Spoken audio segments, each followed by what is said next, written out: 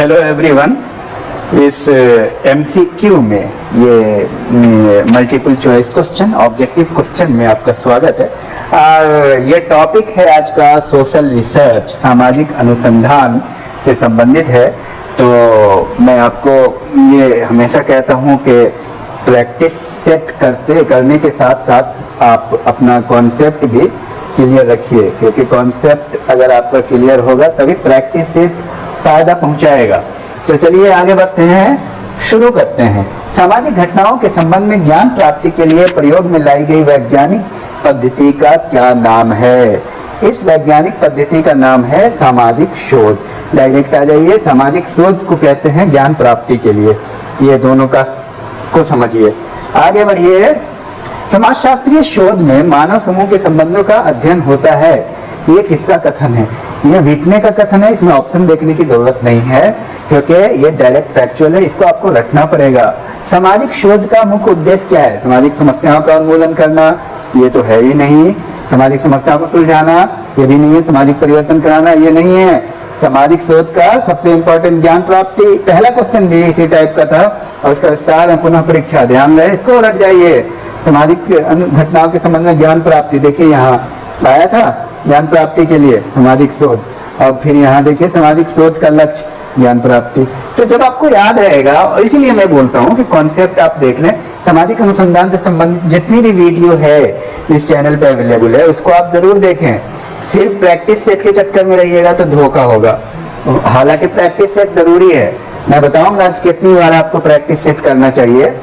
Methods of social research पुस्तक के लेखक कौन है? ये है गुडे एंड हैक। ठीक है, आगे बढ़िए, इसमें कुछ नहीं है। सामाजिक सर्वेक्षण की विशेषता नहीं है। देखिए, सामाजिक सर्वेक्षण की विशेषता गुणात्मक अध्ययन नहीं है, बल्कि सामाजिक अनुसंधान की विशेषता है गुणात्मक अध्ययन।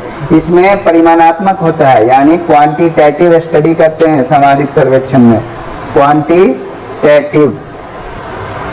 ठीक है, तो सहकारी प्रयास, सत्यों का संकलन, वैज्ञानिक प्रकृति, ये तो होता है। लेकिन गुणात्मक अध्ययन सामाजिक सर्वेक्षण में गणनात्मक अध्ययन होता है, ध्यान रहे। सामाजिक सर्वेक्षण में अधिक समय और धन की आवश्यकता होती है, बात सही है, इसमें कोई दिक्कत नहीं है, बिल्कुल सही बात है। सामाजिक सर्वेक्षण के महत्व कहे जाते हैं, जाहिर सी बात है, यह सरल विधि है, क्योंकि तथ्य अवेलेबल रहते हैं, विघटन कारकों की पहचान समझ में आ जाती है, वैध प्रकल्पनाओं का निर्माण आसानी से हो जाता है। चारों सही है, तीनों सही है। आगे बढ़िए। एक सामाजिक सर्वेक्षण में किसी विशेष क्षेत्र के लोगों के रहन सहन तथा कार्य करने की दशाओं से संबंधित तथ्य एकत्रित किए जाते हैं। ये कथन किसका है? बोगार्डस। आपके बोगार्डस का ये कथन है कि एक विशेष क्षेत्र के लोगों की बात कर रहे हैं कि रहन सहन और कार्य करने की दशा। आ जाइए। सामान्यतः सामाजिक सर्वेक्षण को किसी विशेष क्षेत्र में रहने वाले एक मानव समूह की सामाजिक संस्थाओं एवं क्रियाओं के अध्ययन के रूप में परिभाषित किया है। यह ध्यान रखें, सामाजिक संस्था क्रिया के रूप में वेल्स कहते हैं सामाजिक सर्वेक्षण को। आगे आइए। किसने कहा ठोस अर्थ में अवलोकन में कानों व वाणी की अपेक्षा आंखों का उपयोग होता है? बहुत बेहतरीन है। किसने कहा कि आंखों का उपयोग होता है अवलोकन में, आंखों का उपयोग? तो ये है मोजर साहब ने कहा। तो इसमें ऑप्शन की जरूरत ही नहीं है, बस रटना है। मोजर साहब ने कहा। समूह की क्रियाओं में भाग लेते हुए अवलोकन करना तो क्या कहते हैं? सहभागी अवलोकन। एक देखिए, एक सहभागी अवलोकन होता है, एक असहभागी, जिसमें हम सहभाग नहीं करते हैं। सहभागी अवलोकन में समूह में सहभाग करते हैं। आगे आइए। अवलोकन के महत्व कहे जाते हैं गहन अध्ययन, विश्वसनीयता, वैज्ञानिक ज्ञान का आधार। उपरोक्त सभी बिल्कुल सही। अवलोकन सारे काम करते हैं। किस विधि के द्वारा मानवीय व्यवहार का उनके स्वाभाविक स्थिति में अध्ययन किया जाना संभव है? अवलोकन में, क्योंकि अवलोकन में हम लोग उसको अपनी आंखों से देखते हैं। अवलोकन सहभागी और असहभागी होता है, यानी आप सहभागी, असहभागी और अर्ध सहभागी। पहले तो अवलोकन को दो हिस्से में बांट दीजिए, नियंत्रित और अनियंत्रित, कंट्रोल एंड अनकंट्रोल। उसके बाद अनियंत्रित में सहभागी, असहभागी और अर्ध सहभागी होते हैं। उसमें सहभाग करते हैं, वहां जाके स्टडी करते हैं और दूर से स्टडी करते हैं। विज्ञान की शुरुआत अवलोकनों के द्वारा हुई, ये बात बिल्कुल 100% सही है। पहले हम आंखों से किसी चीज को देखते ही हैं, तभी होगा। अवलोकन आंखों से देखने को कहते हैं। किसने कहा? साक्षात्कार मौलिक रूप से सामाजिक अंतःक्रिया की एक प्रक्रिया है। गुड एंड हैट बहुत मशहूर है ये परिभाषा, ये आपको तो याद होना ही चाहिए, बहुत ही मशहूर है। गुड एंड हैट के सामाजिक अंतःक्रिया की एक प्रक्रिया है। इनमें से गलत चुने। साक्षात्कार में दो पक्ष होते हैं, बिल्कुल सही। साक्षात्कार में दोनों पक्षों में आमने सामने के संबंध नहीं होते हैं, ये गलत है, ये तो मिल ही गया। आगे दोनों सही हैं, उसको आप देख लीजिए। साक्षात्कार सूचना संकलन की एक मौखिक विधि है, साक्षात्कार विधि में अवलोकन का अवसर प्राप्त होता है, बिल्कुल सही। मेथड इन सोशल रिसर्च नामक पुस्तक के लेखक गुड एंड हैट पहले भी गुजर चुका है, इसको आप ध्यान से याद रखिए, काफी बार ये क्वेश्चन आता है, खूब आता है। Method in social research good and hat. जब साक्षात्कार का उद्देश्य सामाजिक जीवन के किसी क्षेत्र से संबंधित नवीन और मौलिक ज्ञान प्राप्त करना होता है तो इसे क्या कहते हैं? अनुसंधान साक्षात्कार। निम्न में से किस पुस्तक की रचना पीवी यंग ने की? Scientific social survey and research, बहुत मशहूर है। Scientific social survey and research PV young की पुस्तक, पीवी यंग की पुस्तक बहुत मशहूर है, इसको आप रट लीजिए। आगे बढ़िए। जब विज्ञान के आधारभूत बातों को समाजशास्त्र के क्षेत्र में लागू किया जाता है तो उसे समाजशास्त्र की अध्ययन पद्धति कहते हैं। ये कथन किसका है? गुड एंड हैट का है। अनुसंधान की तार्किक पद्धति के अंतर्गत कौन सा कार्य आता है? सत्यापन, प्रयोगात्मक, प्रशिक्षण, निगमनात्मक। अनुसंधान की तार्किक पद्धति के अंतर्गत निगमनात्मक एक होता है, आगमनात्मक। आगमनात्मक एक होता है निगमन। निगमन का मतलब हो गया, निगमन का मतलब आप समझ लीजिए ऑब्जेक्टिव, आगम का मतलब सब्जेक्टिव, तो ऑब्जेक्टिव होगा तो ये तार्किक हो जाएगा, यानी साइंटिफिक हो जाएगा। आगे बढ़िए। अनुसंधान की निगमनात्मक पद्धति में तर्क का क्रम सामान्य से विशिष्ट की ओर होता है, यानी ऑब्जेक्टिव से सब्जेक्टिव की ओर होता है, याद रखेंगे, ये बहुत महत्वपूर्ण है। कहां से होता है? ये होता है ऑब्जेक्टिव से सब्जेक्टिव की ओर, यानी सामान्य से विशिष्ट की ओर आता है निगम। आगे बढ़े। निम्न से कौन सी ऐतिहासिक पद्धति की अनिवार्य आवश्यकता नहीं है? वस्तुनिष्ठ अध्ययन, सामाजिक अंतर्दृष्टि, प्रचुर कल्पना शक्ति, सांख्यिकीय योग्यता। सांख्यिकीय योग्यता इसका सही उत्तर है। ऐतिहासिक पद्धति में वस्तुनिष्ठ अध्ययन का अर्थ है वास्तव में जैसा है उसी रूप में एक घटना विशेष का अध्ययन, मतलब उसमें कोई हेर फेर और कल्पना के आधार पर जो ऐतिहासिक पद्धति का अध्ययन होता है। ऐतिहासिक पद्धति के आधार पर जो अध्ययन होता है, जैसे कोई व्यक्ति आत्महत्या का या किसी टॉपिक का इतिहास में कैसे कैसे वो घटना घटी है, जिस रूप में घटी है उसी रूप में व्यवस्थित करना, ये है सही वस्तुनिष्ठ अध्ययन, यानी वैज्ञानिक अध्ययन। वस्तुनिष्ठ अध्ययन का मतलब ऑब्जेक्टिव, जो क्वेश्चन आप कर रहे हैं ऑब्जेक्टिव है, एमसीक्यू टाइप का, यानी वस्तुनिष्ठ का मतलब आप समझिए साइंटिफिक। वस्तुनिष्ठ का मतलब साइंटिफिक, वस्तुनिष्ठ का मतलब रैशनल, वस्तुनिष्ठ का मतलब लॉजिकल। वर्तमान समय की उभरती हुई प्रत्येक चीज में उसकी उनके समस्त अतीत और उसके भविष्य का बीच छिपा होता है। हाइड हेड का ये कथन है, इसको रट जाइएगा। सामाजिक घटनाओं और समस्याओं के संबंध में नवीन ज्ञान की प्राप्ति के लिए किए गए व्यवस्थित अध्ययन को सामाजिक अनुसंधान कहते हैं। यह है कथन मोसल का। एक साथ रहने वाले लोगों के जीवन में क्रियाशील अंतर्निहित प्रक्रियाओं की खोज ही सामाजिक अनुसंधान है। अंतरक्रिया, अंतर्निहित, देखिए अंतर्निहित की प्रक्रियाओं की खोज, बोगार्डस। सामाजिक अनुसंधान के बारे में निम्नलिखित में से कौन सा एक कथन सही नहीं है? तो पहले देख लीजिए सही कौन कौन है। सामाजिक वास्तविकता के बारे में विशिष्ट ज्ञान की प्राप्ति, बिल्कुल सही है। विशिष्ट समस्याओं का समाधान करना, यह भी होता है। प्रचलित एवं वर्तमान सिद्धांतों की पुनः परीक्षा, मानव व्यवहार का मनोवैज्ञानिक अध्ययन करना। तो ये मनोवैज्ञानिक अध्ययन नहीं होता, लेकिन कई देखिए इसमें दो जगह आंसर में फंस रहा है। एक विशेष समस्याओं का समाधान, मानव व्यवहार का मनोवैज्ञानिक, लेकिन मनोवैज्ञानिक बात तो होती नहीं है, सामाजिक बात होती है, इसलिए ये आंसर ज्यादा सही होगा। क्योंकि सामाजिक अनुसंधान का मकसद कभी समस्याओं का हल करना नहीं होता बल्कि ज्ञान की प्राप्ति होती है, इसलिए दोनों आंसर में डाउट है, इन दोनों में डाउट है, एक तो ये और एक ये, लेकिन सही उत्तर ये होगा। आगे आइए। निम्नांकित में से कौन सी एक दशा सामाजिक अनुसंधान में बाधक है? अज्ञात के प्रति जिज्ञासा, ये तो बिल्कुल सही है। और कार्य कारण संबंधों को समझने की इच्छा, ये भी सही है। समय समय पर नवीन और आशातीत घटनाओं घटित तो नहीं। सामाजिक घटनाओं की जटिलता, ये बाधक हो जाती है, इतना जटिल हो जाता है कि आत्महत्या किसने किया, कहाँ किया, कैसे किया, पता करते करते आपने देखा ना था एक सामाजिक घटना आत्महत्या के बारे में, इतनी जटिलता हो गई कि पता ही नहीं चला क्या हुआ उस आत्महत्या का। और जैसे सुशांत सिंह राठौर का जो आत्महत्या हुआ, पता चला मुश्किल हो गया। तो इतनी सामाजिक घटना इतनी जटिल होती है कि बहुत मुश्किल होता है ज्ञान की प्राप्ति करना। निम्नलिखित में से कौन सी एक दशा सामाजिक अनुसंधान की उपयोगिता को नहीं दर्शाती है? ज्ञान के विकास में सहायक होता है, सामाजिक नियंत्रण में सहायक, समाज के वैज्ञानिक अध्ययन में सहायक, व्यक्तिगत कल्याण में सहायक। ये कल्याण का काम सरकार का होता है, सामाजिक अनुसंधान का नहीं। आगे बढ़िए, निम्नलिखित में से कौन सा तत्व सामाजिक अनुसंधान की प्रकृति से संबंधित नहीं है? सामाजिक संबंधों के बारे में नवीन तथ्यों की खोज करना, वैज्ञानिक पद्धति का प्रयोग करना, ये भी सही है। सांख्यिकीय विश्लेषण का प्रयोग, ये भी सही है।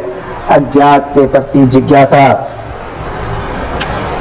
अज्ञात के प्रति अनुसंधान की प्रकृति से संबंधित नहीं है। सामाजिक संबंधों के बारे में नवीन तथ्यों की खोज करना, वैज्ञानिक पद्धति का प्रयोग, सांख्यिकीय विश्लेषण का प्रयोग और अज्ञात के प्रति जिज्ञासा, सही आंसर यही है। आगे आइए, निम्नलिखित में से कौन सी दशा सामाजिक अनुसंधान की समस्याओं से संबंधित है? समय समय पर नवीन एवं आशातीत घटनाओं का घटित होना, प्रयोगात्मक अनुसंधान का अभाव सामाजिक अनुसंधान की समस्याओं से संबंधित है। सांख्यिकीय विश्लेषण का प्रयोग, वैज्ञानिक पद्धति का प्रयोग, समय समय तो प्रयोगात्मक अनुसंधान का अभाव से समस्या आती है। सही से रिसर्च नहीं होता है, जिसकी वजह से ज्ञान नहीं प्राप्त होता, इसलिए दिक्कत होती है। आगे बढ़िए, देश के जनसंख्या संबंधी आंकड़े प्राप्त करने के लिए किया जाने वाला सर्वेक्षण कहलाता है जनगणना सर्वेक्षण। बिल्कुल डायरेक्ट जनगणना सर्वेक्षण। और आगे बढ़िए, निरंतर चलने वाले सर्वेक्षण कहलाते हैं नियमित सर्वेक्षण। ये सबको रट जाइए, नियमित सर्वेक्षण एक है जनगणना सर्वेक्षण। नगरीय जीवन की घटनाओं समस्या संबंधी सर्वेक्षण कहलाते हैं नगरीय सर्वेक्षण।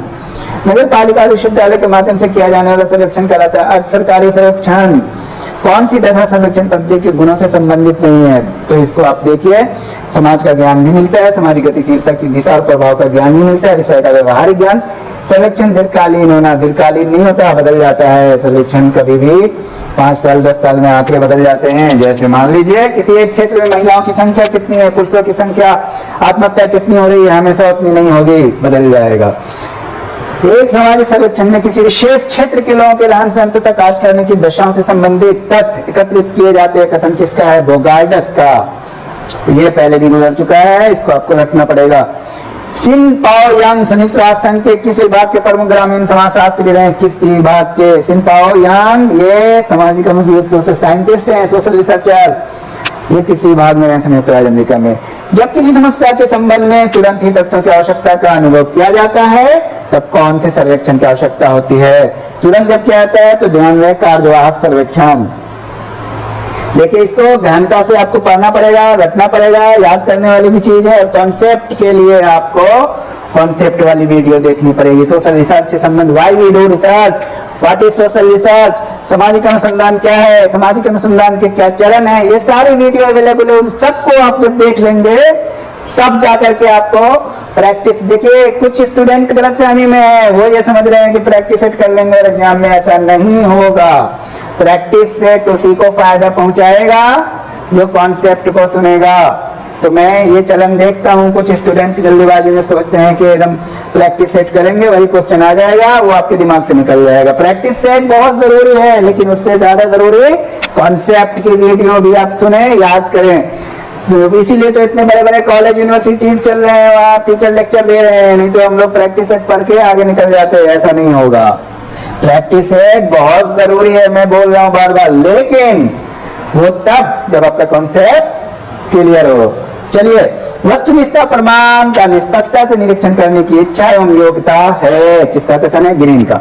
वस्तुनिष्ठ अध्ययन का अर्थ है, वस्तुनिष्ठ अध्ययन का अर्थ है डायरेक्ट आप ऑप्शन करें, वास्तव में जैसा है उसी रूप में घटना के विशेष अध्ययन। वस्तुनिष्ठ को इंग्लिश में बोलते हैं ऑब्जेक्टिव। इंग्लिश वाले को दिक्कत होती है तो हमसे आप क्या कह रहे हैं कि कमेंट बॉक्स में भी इंग्लिश पूछ सकते हैं। ऑब्जेक्टिव, ऑब्जेक्टिविटी अध्ययन का ये होता है जैसा है वैसा ही। इससे पहले भी ऑप्शन गुजर चुका है, करीब करीब थोड़ा शब्दों में परिवर्तन करके ऑप्शन गुजरता है और अगर आपका कॉन्सेप्ट क्लियर नहीं होगा तो आप वहीं चकमा खा रहेंगे। अध्ययन के लिए वस्तुनिष्ठता की जरूरत क्यों पड़ती है? वैज्ञानिक पद्धति के सफल प्रयोग के लिए। अब गलत ऑप्शन को क्यों पढ़ें? आगे आइए। सामाजिक अध्ययन में शोधकर्ता वस्तुनिष्ठता कैसे प्राप्त कर सकता है? कैसे प्राप्त कर सकता है? व्यक्तिगत विचारों के आधार पर प्रश्नावली तैयार करके। ये तो गलत। प्रयोग सिद्ध पद्धतियों का उपयोग करके, बिल्कुल सही जवाब। ये सबसे, अब ये देखिए, साक्षात्कार के माध्यम से घटनाओं का विश्लेषण करके, ये सही है, बट उनमें सबसे ज्यादा ये सही है। आगे बढ़िए। असत्य प्रतिमाओं की अवधारणा का संबंध है फ्रांसिस बेकन से। सामाजिक घटनाओं के संबंध में गलत तथ्य का चयन कीजिए। सामाजिक घटनाएं जटिल होती है, सही है। सामाजिक घटना मूर्त होती है, भी सही है। सामाजिक घटनाओं में समरूपता पाई जाती है, बिल्कुल गलत। जैसे मान लिया आत्महत्या 100 लोगों ने किया तो 100 लोग अलग अलग तरीके से किए, एक जैसी बात नहीं है। सबको बुखार अलग अलग है, लेकिन सबके रीजन अलग अलग है। किसी को किसी कारण, किसी को किसी कारण बुखार है, तो बुखार तो प्रभाव है, तो आत्महत्या भी तो प्रभाव है। आत्महत्या का रीजन तो कुछ भी हो सकता है। कोई बेरोजगारी के कारण आत्महत्या कर लिया, और किसी को ज्यादा पैसा है तब आत्महत्या कर लिया, क्योंकि सुकून नहीं है, चैन नहीं है। तो सामाजिक घटनाओं की समरूपता पाई जाती है, ये गलत बात है। समरूपता पाई ही नहीं जाती। देखते हैं, किसी को पढ़ने में मन नहीं लगता, किसी को पढ़ने में मन लगता है। कोई गरीब है पढ़ रहा है, कोई अमीर है पढ़ नहीं रहा। तो बहुत सारी चीजें हैं, बहुत सारे एक्सक्यूज हैं। तैयारी नहीं कर रहे बच्चे, कुछ कर रहे हैं, तैयारी नहीं कर रहे हैं, उनको चाहिए अच्छी अच्छी चीजें। माँ बाप से बहुत डिमांड करते हैं, भाई ये नहीं, वो नहीं, कोचिंग नहीं है, ये नहीं है। जो गरीब बच्चे हैं, मजबूर हैं, परेशान हैं, कोई कोचिंग की जरूरत नहीं है, वो तैयारी कर लेते। सामाजिक घटनाओं में समरूपता कहाँ पाई जाती है? बिल्कुल गलत। सामाजिक घटनाओं में समरूपता नहीं पाई जाती है। सामाजिक घटनाओं से सार्वभौमिकता का अभाव होता है, बिल्कुल सही है। आगे आइए।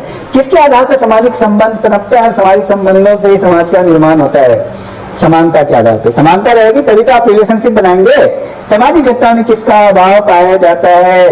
समरूपता का अभाव पाया जाता है, क्योंकि सामाजिक घटनाएं जटिल होती है। जटिल अभी बात हुई थी ऊपर में।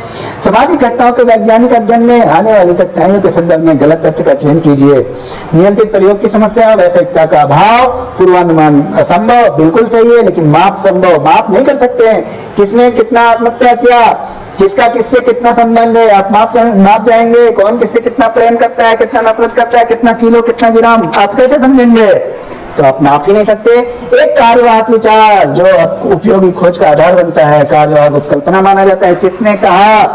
पीवी यंग ने। ये बहुत मशहूर है ये वाला, इसको आपको रखना है। पीवी यंग का ये कथन है।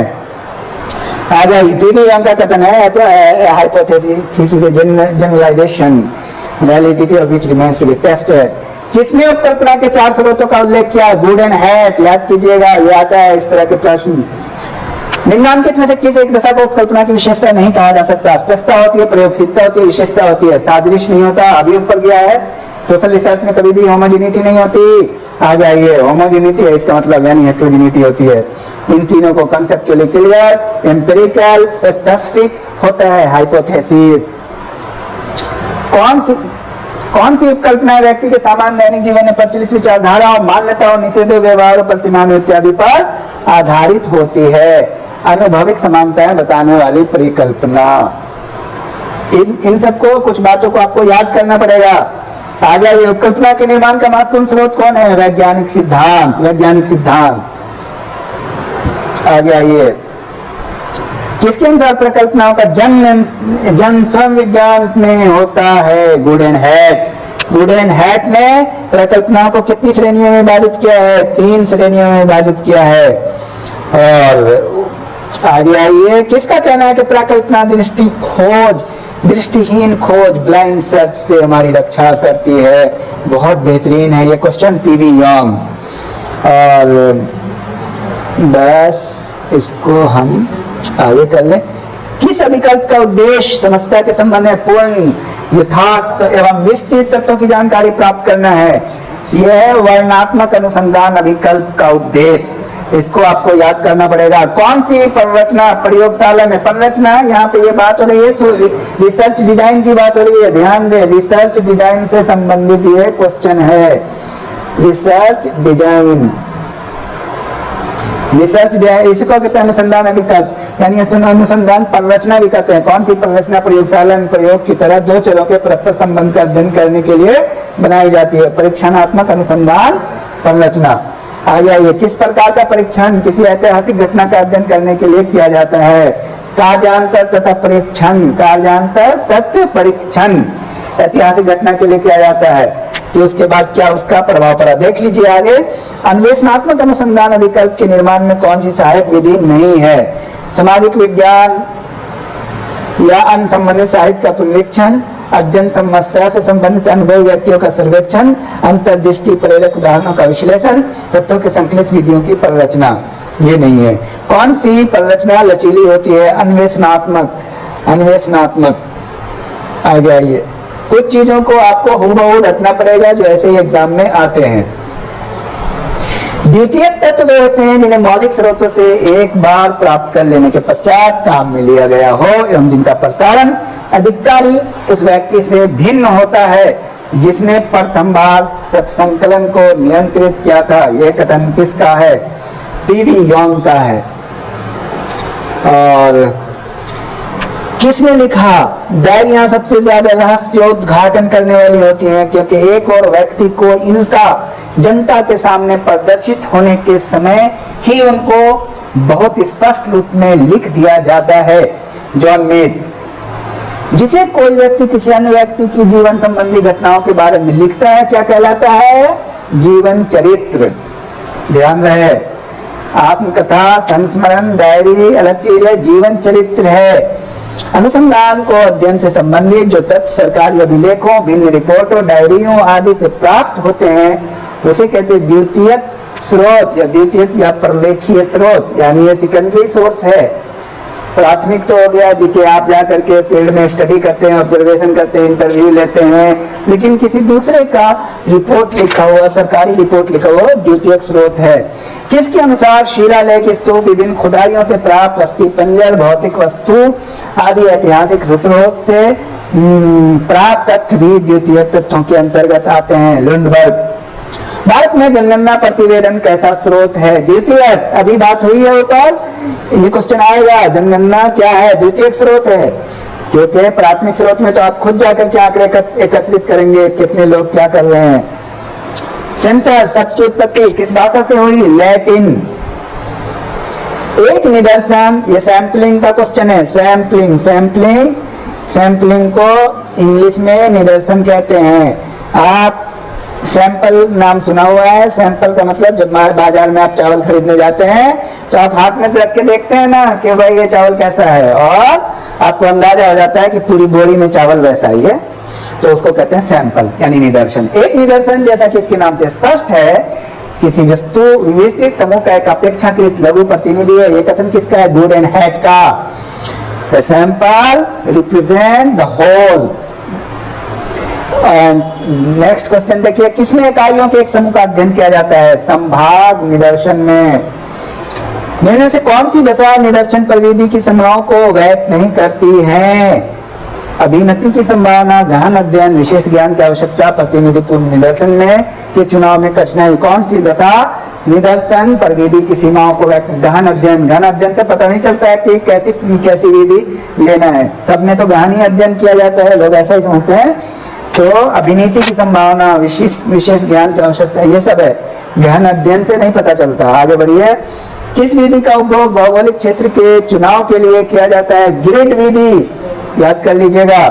देखिए, स्पष्ट और कॉन्सेप्ट एकदम क्लियर करने के लिए आप ये observation, interview, research design, social research, steps in social research, what is observation, ये सारे टॉपिक्स अवेलेबल हैं। प्राइमरी एंड सेकेंडरी डेटा, ये सारे टॉपिक अवेलेबल है। कॉन्सेप्ट को पहले अच्छे से सुनिए। सोशल रिसर्च बहुत डिफिकल्ट लगता है स्टूडेंट को, इसको बहुत अच्छे से अगर आप सुनेंगे नहीं तब तक आपका कॉन्सेप्ट क्लियर नहीं रहेगा और हमेशा आप परेशान रहेंगे।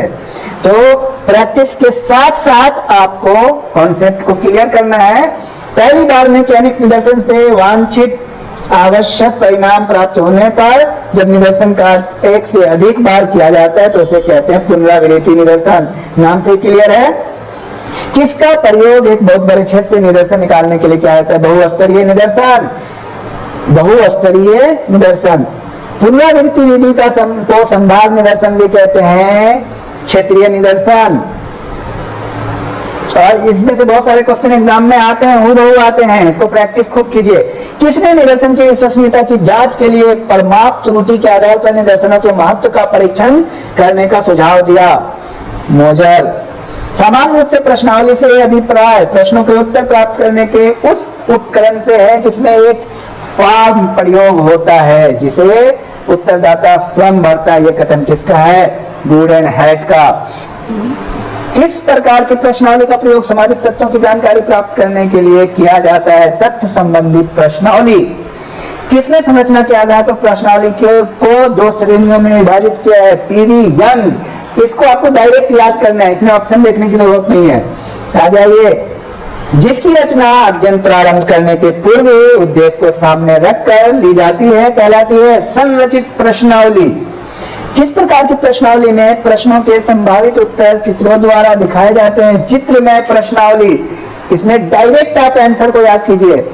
कौन सी दशा प्रश्नावली के गुणों को व्यक्त नहीं करती? देखिए, विस्तृत क्षेत्र का अध्ययन, सूचनाओं की शीघ्र प्राप्ति, प्रश्नावली भरने की सुविधा, सार्वभौमिक प्रश्न असंभव। बिल्कुल सार्वभौमिक प्रश्न असंभव है क्योंकि आप उत्तर नहीं ले सकते हैं ऐसी हालत में। कौन सी दशा प्रश्नावली के दोषों को व्यक्त नहीं करती?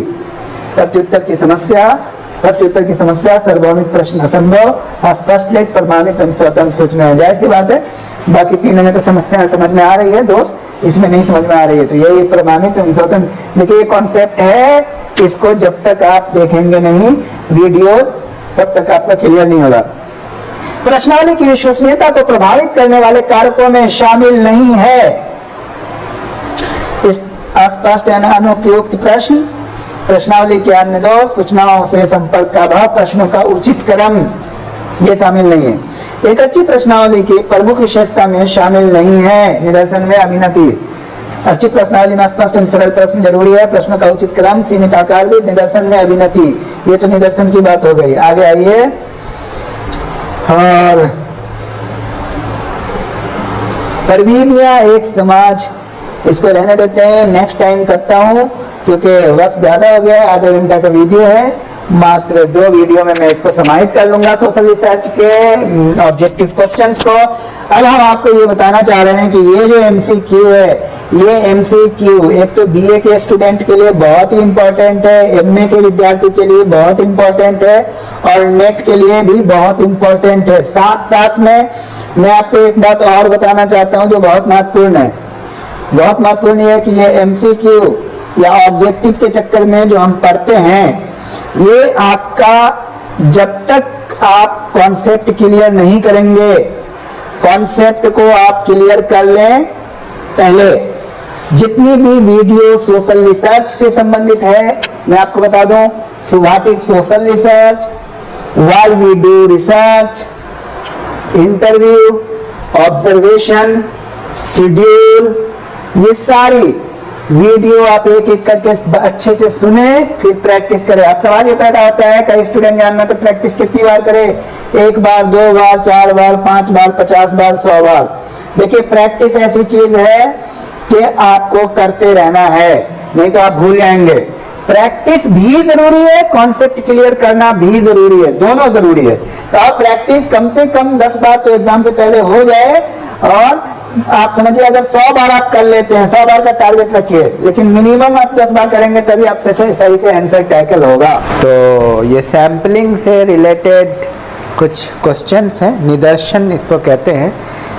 एक निदर्शन, जैसा कि इसके नाम से स्पष्ट है, किसी वस्तु समूह का एक अपेक्षाकृत लघु प्रतिनिधि है, लिटिल रिप्रेजेंटेटिव है।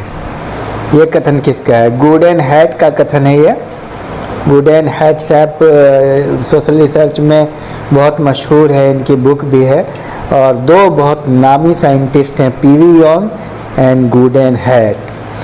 तो आप लोग ये बताएंगे गुडेनहाइट की बुक का क्या नाम है और पीवी यंग की बुक का क्या नाम है। ये अक्सर एग्ज़ाम में और हर एग्ज़ाम में पूछे जाते हैं, इसको आप हमें कमेंट बॉक्स में बताएंगे।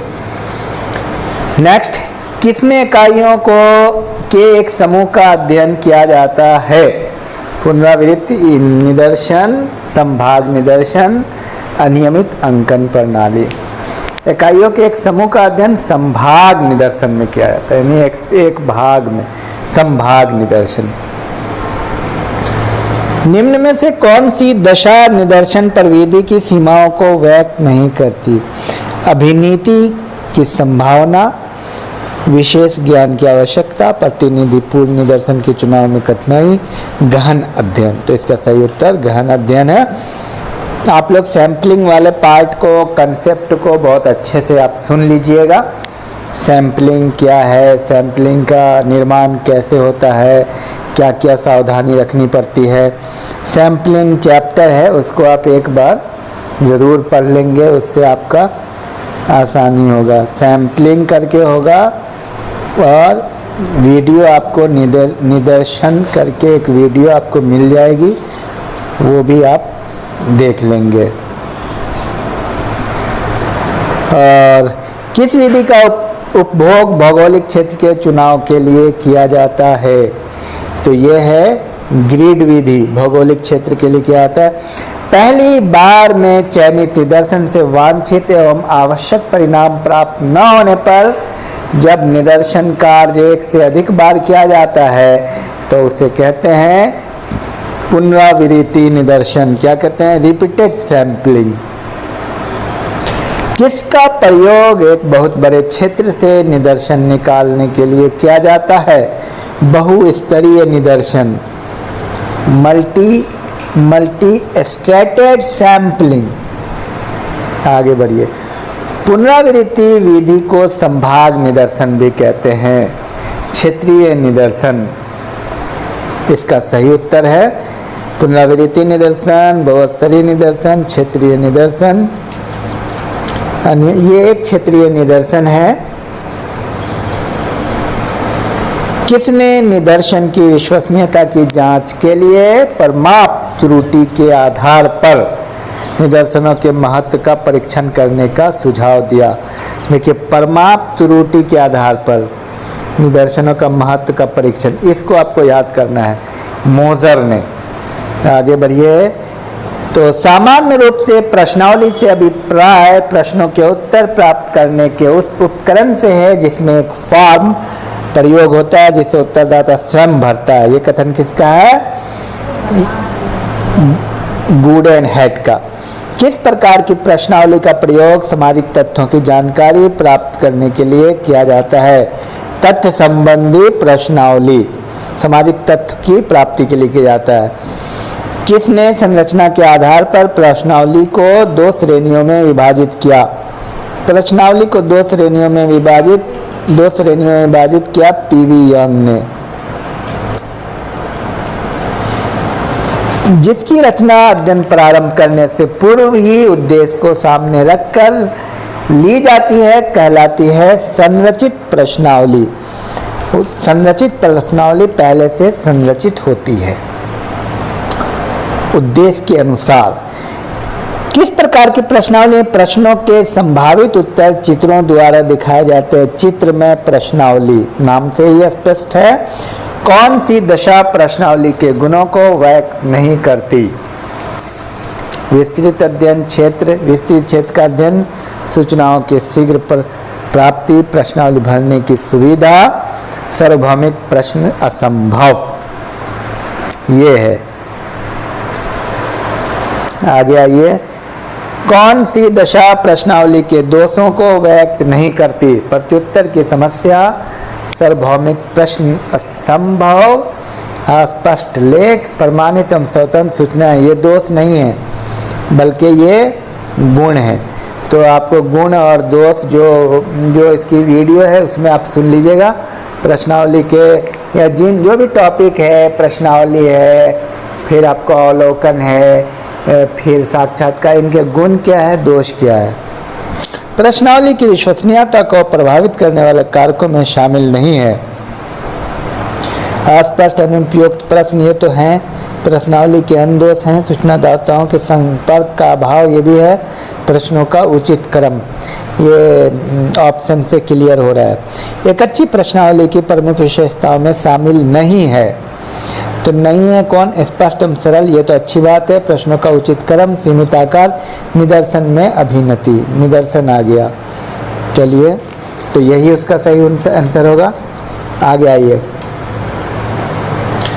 प्रविधियाँ एक समाज वैज्ञानिक के लिए वे मान व सुव्यवस्थित तरीके हैं जिन्हें वो अपने अध्ययन विषय में संबंधित विश्वसनीय तथ्यों को प्राप्त करने के लिए उपयोग में लाता है। ये कथन किसका है?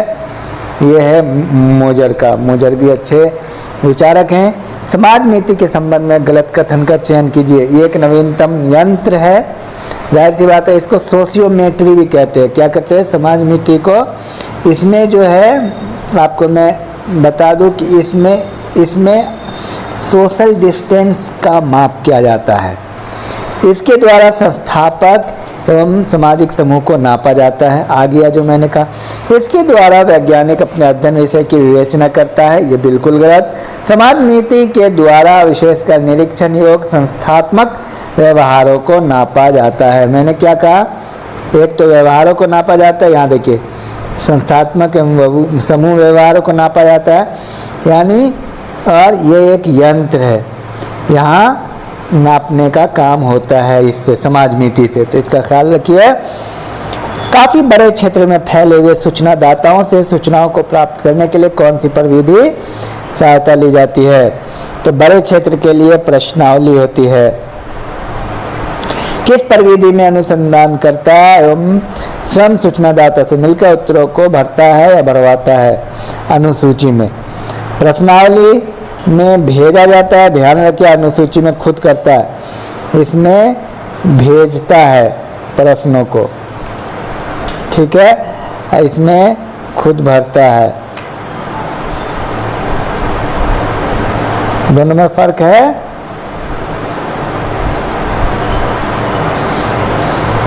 अनुसूची में। आगे आइए। अनुसूची प्रायः ऐसे प्रश्नों के समूह का नाम है जिन्हें एक साक्षात्कारकर्ता अन्य व्यक्ति के सामने आमने सामने की स्थिति में पूछता है तथा उसके उत्तर स्वयं भरता है। ये कथन किसका है? पता है आपको? गुडेन हैट, बहुत ही मशहूर साइंटिस्ट है, पीवी यंग। कौन सी दशा अनुसूची की विशेषता को इंगित नहीं करती? प्रश्नों का उचित क्रम हमेशा जरूरी है। बार बार आ रहा है ये ऑप्शन। सीमित आकार, सही प्रत्युत्तर, लेकिन समस्या का ज्ञान। सही है। अनुसूची के बारे में कौन सा एक कथन सही नहीं है? देखिए, जब क्वेश्चन सही नहीं या गलत इस तरह का आता है तो बहुत ही चेतनशील होकर, कॉन्शस होकर के उत्तर करना है आपको, क्योंकि गलत को चयन करना है। अवलोकन में सहायता करना बिल्कुल करता है। अध्ययन को गहन में अधिक अर्थपूर्ण बनाना, ये भी सही है। मूल्यांकन अध्ययनों में सहायता प्रदान करना। अनुसूची का उपयोग उत्तरदाताओं द्वारा किया जाना, ये गलत है, क्योंकि अनुसूची का उपयोग उत्तरदाताओं द्वारा नहीं किया जाता है, वो तो साक्षात्कारकर्ता द्वारा किया जाता है। आप जान रहे हैं, क्योंकि साक्षात्कारकर्ता उसको भरता है। तो ये गलत हो गया। निम्न में से कौन सा कथन अनुसूची निर्माण की प्रक्रिया के चरणों से संबंधित नहीं है? समस्या का ज्ञान, प्रश्नों की रचना, प्रश्नों की भाषा एवं क्रम, मिश्रित प्रश्न। अनुसूची में मिश्रित प्रश्न नहीं होते, बल्कि सरल और साफ सुथरे प्रश्न होते हैं, ताकि सरल सिंपल प्रश्न हो, ताकि सामने वाले को आसानी से बात समझ में आ सके। चलिए आगे बढ़ते हैं। निम्न में से कौन अनुसूची के प्रकार से संबंधित नहीं है? अनुसूची के प्रकार है अवलोकन अनुसूची, संस्था सर्वेक्षण अनुसूची, मूल्यांकन अनुसूची। इसको आपको याद करना पड़ेगा। ऐसे प्रश्न जिनके संभावित उत्तर प्रश्न के साथ नहीं लिखे जाते और जिनका उत्तर देने के बारे में उत्तरदाताओं के पूर्ण स्वतंत्रता होती है, उसको क्या कहते हैं? अप्रतिबंधित प्रश्न। एक तो प्रतिबंधित होता है प्रश्न जिसमें स्वतंत्रता नहीं होती उत्तरदाता को, और एक अप्रतिबंधित होता है जिसमें स्वतंत्रता होती है। जैसे मान लीजिए कहा जाता है कि आपकी, उसमें एक कॉलम हो सकता है कि उत्तरदाता के परिवार में कितने सदस्य हैं, 5 से ज़्यादा, 10 से कम या 2 से कम, यही ऑप्शन है। कुछ बोलने की आवश्यकता नहीं है। एक है कि उनको स्वतंत्रता दे गई कि भारत के शिक्षा के बारे में या नई शिक्षा नीति के बारे में आपका क्या सुझाव है। तो इसमें आप उत्तरदाता अपना पूरा व्यू दे सकता है। तो ये इसमें स्वतंत्रता होती है उत्तरदाता को अप्रतिबंधित प्रश्न में। ऐसे प्रश्न जिनमें प्रतिबंधित और अप्रतिबंधित प्रश्नों का मिश्रण होता है क्या कहलाता है? मिश्रित प्रश्न। ठीक है, तो देखिए आपके पास 3 तरह के प्रश्न हो गए, प्रतिबंधित प्रश्न, प्रतिबंधित प्रश्न, अप्रतिबंधित प्रश्न और मिश्रित प्रश्न। तीनों का अर्थ समझ में आ गया। निम्न में से कौन सी अनुसूची द्वारा आंकड़े संकलन करने की प्रक्रिया के चरण से संबंध नहीं है? उत्तरदाताओं का चयन, अनुसूची का पूर्व परीक्षण, कार्यकर्ताओं का चयन एवं प्रशिक्षण, समस्या का ज्ञान। तो इसका सही उत्तर होगा समस्या का ज्ञान। निम्न में से कौन अनुसूची का एक उद्देश्य है? प्रश्नों की सूची, प्रत्यक्ष संपर्क, प्रमुख क्षेत्रीय अनुसंधान प्रविधि, अवलोकन में सहायता प्रदान करना। तो अनुसूची का एक महत्वपूर्ण काम है अवलोकन में सहायता प्रदान करना। ये एक प्रकार का अवलोकन भी है, वहाँ उत्तरदाता से भरवाया जाता है, बल्कि उत्तरदाता के सामने भरता है, तो एक प्रकार का ऑब्जर्वेशन भी हो जाता है। अब ये वैयक्तिक अध्ययन पद्धति है, केस स्टडी मेथड जिसको कहते हैं वैयक्तिक अध्ययन पद्धति। वैयक्तिक अध्ययन गुणात्मक विश्लेषण का एक स्वरूप है जिसमें व्यक्ति, परिस्थिति या संस्था का बहुत सावधानी से संपूर्ण अवलोकन किया जाता है। ये कथन किसका है? बिसेंज तथा बिसेंज। तो मैं आपको ये बता दूं, वैयक्तिक अध्ययन गुणात्मक विश्लेषण है, ये दिमाग में रखिए। ये क्वालिटेटिव है, गुणात्मक है, न कि क्वांटिटेटिव। तो इस पर ध्यान रखना है आपको। आगे आइए, किस प्रकार की सूचनाओं का संकलन वैयक्तिक अध्ययन पद्धति के द्वारा किया जाता है? तो अभी बात आई गुणात्मक की बात आ रही है। परिमाणात्मक आपको पहले बता चुके हैं, परिमाणात्मक सर्वेक्षण में होता है, सर्वे मेथड में। समाजशास्त्र में वैयक्तिक अध्ययन का प्रयोग सर्वप्रथम किसने किया था? सर्वप्रथम हर्बर्ट स्पेंसर। व्यवस्थित तथा वैज्ञानिक रूप से वैयक्तिक अध्ययन का प्रयोग करने का श्रेय किसको जाता है? चार्ल्स लिपले। फ्रांस में परिवारों के आय व्यय के बजट के अध्ययन के लिए लिपले ने किस प्रविधि का सहारा लिया? वैयक्तिक अध्ययन पद्धति। अब देखिए लिपले का संबंध देखिए कहाँ से लिपले का संबंध फ्रांस के परिवारों से हैं, वैयक्तिक अध्ययन पद्धति से है, ये सब आपको ध्यान में रखना चाहिए। व्यवस्थित वैज्ञानिक पद्धति का सर्वप्रथम प्रयोग जो है चार्ल्स लिपले ने किया। वैयक्तिक अध्ययन में सामाजिक इकाई से संबंधित प्राथमिक जानकारी प्राप्त करने का पहला उपकरण क्या है? सबसे पहला उपकरण साक्षात्कार ही है, क्योंकि साक्षात्कार के द्वारा ही हम उस व्यक्ति का गहन अध्ययन कर पाते हैं। किसने जीवन इतिहास को सामाजिक सूक्ष्म दर्शक यंत्र माना है? सामाजिक सूक्ष्म दर्शक यंत्र माना है बर्गेस ने। ये है बर्गेस ने सामाजिक सूक्ष्म जीवन इतिहास को। गुडे एवं हैट ने वैयक्तिक अध्ययन के किस दोष को स्वेच्छानुसार सैद्धांतिकरण कहा? स्वेच्छानुसार सैद्धांतिकरण, दोषपूर्ण सामान्यीकरण को, इसको आपको याद करना है। तो ये और साक्षात्कार मौलिक रूप में सामाजिक अंतःक्रिया की एक प्रक्रिया, ये कथन किसका है? Good and hat. साक्षात्कार, ये अब इंटरव्यू है, यहाँ से इंटरव्यू शुरू हो गया, इस इंटरव्यू के बारे में भी जान लीजिए। तो साक्षात्कार प्रविधि की विशेषताओं के संदर्भ में सही नहीं है। इस तरह के प्रश्न बहुत ध्यानपूर्वक समझने की जरूरत है। साक्षात्कार सामाजिक अनुसंधान की एक प्रविधि है, बिल्कुल सही। इसके द्वारा सामाजिक जीवन, सामाजिक घटनाओं के बारे में जानकारी मिलती है, ये भी सही है। साक्षात्कार में व्यक्तिगत संपर्क और वार्तालाप के द्वारा जानकारी मिलती है, बिल्कुल सही। साक्षात्कार में प्रश्न उत्तरदाताओं से डाक द्वारा पूछे जाते हैं, गलत। ये तो सामने होता है, आमने सामने। निम्न में से कौन सी दशा साक्षात्कार के उद्देश्य से संबंधित नहीं है? व्यक्तिगत सूचना सही है, अवलोकन संभव है, साक्षात्कार से प्रत्यक्ष संपर्क होता है, व्यक्तिगत साक्षात्कार ये गलत आंसर है।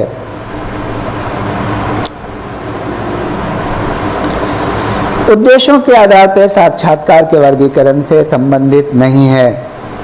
सामूहिक साक्षात्कार, उपचारात्मक साक्षात्कार, अनुसंधात्मक साक्षात्कार, निदानात्मक और लक्षण परीक्षक साक्षात्कार।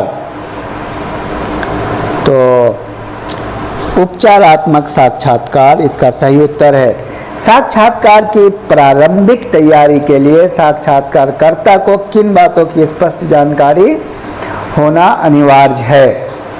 समस्या का ज्ञान होना चाहिए, उत्तरदाताओं का चयन भी होना चाहिए, उत्तरदाताओं के बारे में प्रारंभिक जानकारी, ये सभी। और आगे आइए, निम्न में से कौन सा कथन साक्षात्कार की मुख्य प्रक्रिया से संबंधित नहीं है? सूचनादाताओं से संपर्क स्थापित करना। देखिए, साक्षात्कार करेंगे तो उनसे संपर्क करेंगे, उनको अपना उद्देश्य बताना, सहयोग के बारे में बोलना कि हमारी सहयोग हमें आपकी चाहिए, सहयोग याचना, समस्या का ज्ञान जरूरी नहीं। आगे आइए, अच्छे साक्षात्कारकर्ता के गुणों से संबंधित नहीं है। विनम्रता, बौद्धिक ईमानदारी, कुशलता। झूठ बोलने वाले साक्षात्कारकर्ता अच्छे नहीं हो सकते। अच्छे साक्षात्कारकर्ता में विनम्रता होनी चाहिए, नरमी होनी चाहिए, ईमानदारी होनी चाहिए, कुशलता होनी चाहिए, टैक्ट होनी चाहिए, स्मार्ट होना चाहिए। झूठ बोलने वाला तो कभी भी अच्छा साक्षात्कारकर्ता नहीं हो सकता। और कौन सी दशा सहभागी अवलोकन के गुणों को व्यक्त नहीं करती है? अवलोकन की बात है, आपको पता है अवलोकन 3 तरह के, सहभागी, असहभागी और अर्ध सहभागी होती है। जो अनियंत्रित है, नियंत्रित अवलोकन और अनियंत्रित अवलोकन। तो अवलोकन के गुणों को व्यक्त नहीं करती। सीमित प्रचलन, स्वाभाविक व्यवहार का अध्ययन, अधिक विश्वसनीयता, गहन एवं सूक्ष्म अध्ययन। सीमित नहीं होता। कौन सी दशा असहभागी अवलोकन के गुणों को व्यक्त नहीं करती? अस्वाभाविक व्यवहार का अध्ययन। विश्वसनीयता, जनसहयोग, वस्तुनिष्ठता, यही है। अस्वाभाविक व्यवहार नहीं, स्वाभाविक व्यवहार का अध्ययन किया जाएगा। कौन सी दशा अवलोकन प्रविधि के महत्व को दर्शाती है? निरीक्षणकर्ता का पूर्वाग्रह, सरल तथा प्राथमिक प्रविधि, मानव ज्ञान इंद्रियों का प्रयोग, प्रत्यक्ष अध्ययन, संकलन अध्ययन का सरल तथा प्राथमिक प्रविधि उचित आंसर है, सबसे अप्रोप्रिएट है। कौन सी दशा असहभागी निरीक्षण यानी अवलोकन के दोष को व्यक्त नहीं करती, यानी वो उसका दोष नहीं है? अस्वाभाविक व्यवहार का अध्ययन, संपूर्ण असहभागिता संभव नहीं, विश्वसनीय सूचनाओं की कमी, जन सहयोग एवं सहानुभूति। तो यही है जो उसके दोष को नहीं बताता। ये तो उसका गुण है। तो आपको मैंने पहले भी कहा था कि गुण और दोष हर चीज का आपको जानना है। कौन सी दशा सहभागी अवलोकन के दोष को व्यक्त नहीं करती? गहन सूक्ष्म अध्ययन, संपूर्ण सहभागिता संभव नहीं, ये सब देखिए। तो ये आपको जितने भी टॉपिक है, जैसे साक्षात्कार, उसके बाद हो गया शेड्यूल, अनुसूची इसको बोलते हैं, उसके बाद आपको हो गया प्रश्नावली, उसके बाद आपको हो गया अवलोकन। ये सारी वीडियो अलग अलग अवेलेबल है। पूरा फुल कॉन्सेप्ट आप जब तक नहीं सुनेंगे और सारे के मेरिट और डिमेरिट को नहीं समझेंगे, गुण और दोष को आप अच्छे से समझ लीजिए। गुण और दोष को आप समझ लेंगे, इससे भी क्वेश्चन आता है। और ये वीडियो आपको मदद करेगी, किसमें? ये आपको मदद करने वाली, एक तो ये है कि बीए के एग्ज़ाम में भी फ़ायदा होगा, एमए में भी, और आपको पता है सोशल रिसर्च से नेट में क्वेश्चन आता है, बेसिक कॉन्सेप्ट आपका क्लियर होना चाहिए। लेकिन प्रैक्टिस सेट से को साथ में लेकर के बेसिक कॉन्सेप्ट की जो वीडियो है अलग अलग, what is social research, why we do research, what is schedule, what is observation, what is interview, what are the merit and demerit of interview, what is schedule, what is questionnaire, जितने प्रश्नावली अनुसूची से संबंधित जितनी भी video अलग अलग है उसको आप ज़रूर सुन लीजिए। और प्रैक्टिस की जहाँ तक बात है तो टारगेट बनाइए, एग्ज़ाम से पहले 100 बार प्रैक्टिस होना ज़रूरी है, तभी आपके दिमाग में होगा। इतना आप टारगेट रखिए, मिनिमम 10 प्रैक्टिस करके जाएंगे तभी आपको प्रैक्टिस में बहुत अच्छे से अंडरस्टैंड करिए। टारगेट रखिए कि कम से कम 100 बार हमको इसको प्रैक्टिस कर जाना है, तभी आपके दिमाग में प्रैक्टिस सेट का फ़ायदा आपको तभी होना है।